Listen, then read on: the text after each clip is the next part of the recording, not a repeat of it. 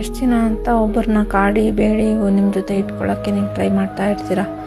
ಎಲ್ಲರೂ ನಾವು ಒಂಟಿಯಾಗಿ ಬಂದಿರ್ತೀವಿ, ಒಂಟಿಯಾಗಿ ಇದು ಮಾಡ್ತಿರ್ತೀವಿ. ಎಷ್ಟೋ ಸತಿ ಕಷ್ಟ ಬಂದಾಗ ನಾವೇನು ಅಂದ್ಕೊಬೇಕು ಅಂತಂದರೆ, ನಮಗೆ ಯಾರೂ ಇಲ್ಲ ಅನ್ನೋದಕ್ಕಿಂತ ನಮಗೆ ಯಾರೂ ಬೇಡ ಅಂತ ಬದುಕೋದೇ ಎಷ್ಟೋ ಬೆಟರ್ ಅಂತ ಅನಿಸುತ್ತೆ ನನ್ನ ಪ್ರಕಾರ. ಎಷ್ಟೊಂದು ಸತಿ ನಾವು ಸುಮ್ಮನೆ ಯಾರ್ಯಾರೋ ಅವ್ರು ಬಂದು ನೋಡಲಿಲ್ಲ, ಇವ್ರು ಬಂದು ನೋಡಲಿಲ್ಲ, ನನಗೆ ಹುಷಾರಿಲ್ದಾಗ ಅವ್ರು ಬಂದು ನನಗೇನು ಕೇರ್ ಮಾಡಿಲ್ಲ ಅಂತ ಅನ್ನೋದಕ್ಕಿಂತ, ಅವಶ್ಯಕತೆ ಇಲ್ಲ, ನನ್ನನ್ನು ನೋಡ್ಕೋತೀನಿ, ಅಷ್ಟು ಕೇಪಬಿಲಿಟಿ ನನಗಿದೆ, ನನ್ನಷ್ಟು ಧೈರ್ಯದಲ್ಲಿ ನಾನೆಲ್ಲದನ್ನು ನಾನೇ ನಿಭಾಯಿಸ್ತೀನಿ ಅನ್ನೋದೊಂದು ಹಠ ಛಲ ಬಂದುಬಿಟ್ರೆ ಮನುಷ್ಯನಿಗೆ ಏನು ಬೇಕಾದರೂ ಸಾಧಿಸ್ತಾನೆ ಅಂತ ಅನಿಸುತ್ತೆ. ನನ್ನ ಪ್ರಕಾರ ಹಾಗೆಪ್ಪ.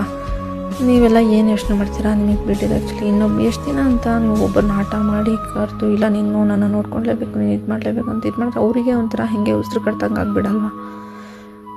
ನನಗೆ ಅದೇ ಸರಿ ಅಂತ ಇವಾಗ ಅನ್ಸೋಕ್ಕೆ ಸ್ಟಾರ್ಟ್ ಆಗಿದೆ.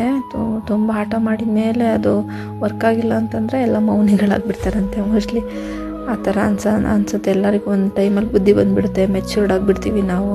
ಎಷ್ಟು ಬೇಗ ವಯಸ್ಸಾಗ್ಬಿಡುತ್ತಲ್ವ ನಮಗೆ.